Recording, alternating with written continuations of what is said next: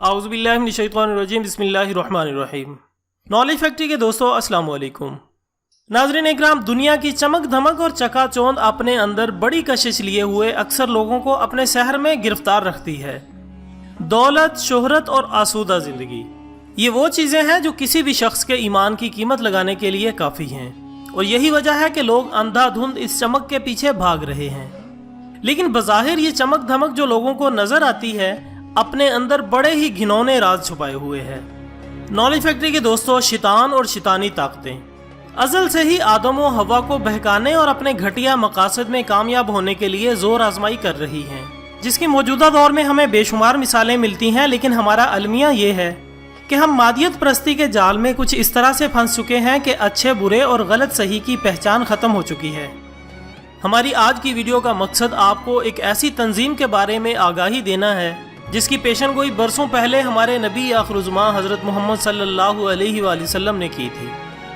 ये तंजीम, जिसका नाम इल्यूमिनाटी है, कुछ लोग इसको सिर्फ एक साजिश या झूठ तस्वुर करते हैं, लेकिन दर हकीकत इल्यूमिनाटी और दजाल में गहरा ताल्लुक है।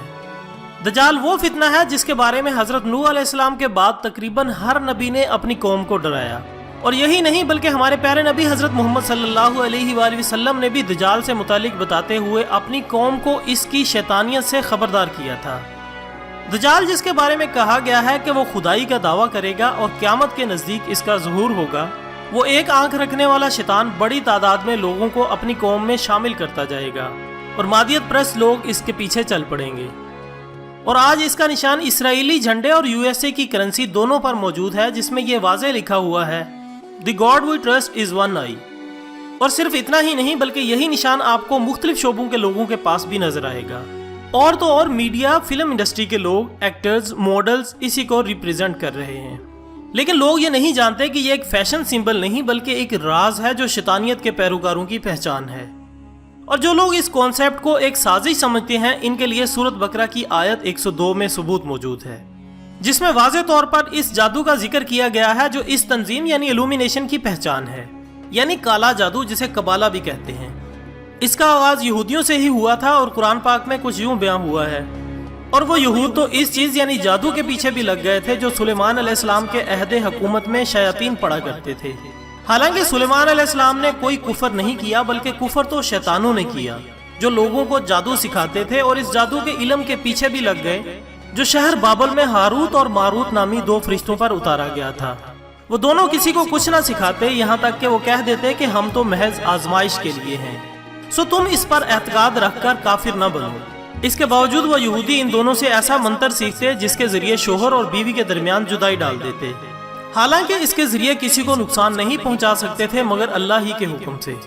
और ये लोग वही चीजें सीखते जो इनके लिए ज़रर रिसा हैं और इन्हें नफा नहीं पहुंचाती। और इन्हें यह भी यकीनन मालूम था कि जो कोई इस कुफर या जादू टोने का खरीदार बना, इसके लिए आखिरत में कोई हिस्सा नहीं होगा, और वो बहुत ही बुरी चीज है जिसके बदले में उन्होंने अपनी जानों को बेच डाला। काश वो इस सौदे की हकीकत को जानते।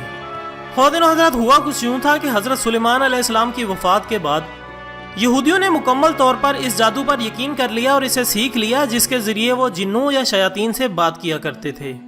और जब हजरत ईसा अलैहिस्सलाम को भेजा गया तो उन्होंने आपको मानने से इनकार कर दिया और कहा कि वो इनके मसीहा नहीं बल्कि इनके मसीहा कोई और हैं। दरअसल वो किसी और मसीहा के इंतजार में थे, और वो था दजाल। क्योंकि जब यहूदियों ने जादू सीखा तो वो इससे डायरेक्टली यानी किसी और दुनिया से रूहानी तौर पर मुखातिब होते थे, और यूं शैतान से बाकायदा तौर पर इनकी कम्युनिकेशन होने लगी। और यह भी हकीकत है कि दजाल भी इसी का भेजा हुआ एक करिंदा है। और जैसा कि शैतान ने यहूदियों से कहा कि वो इन्हें इनके असली मसीहा से मिलवाएगा यानी दजाल से, इसलिए ज़ोनिस्ट यरूशलेम में एक तीसरा बड़ा टेंपल कायम करने का इरादा रखे हुए है, क्योंकि वो कहते हैं कि इनका मसीहा वहीं उतरेगा। और वो इस मकसद के लिए फ़लस्तीन पर कब्जे की वक्तन फ़वक्तन कोशिश भी करते रहते हैं।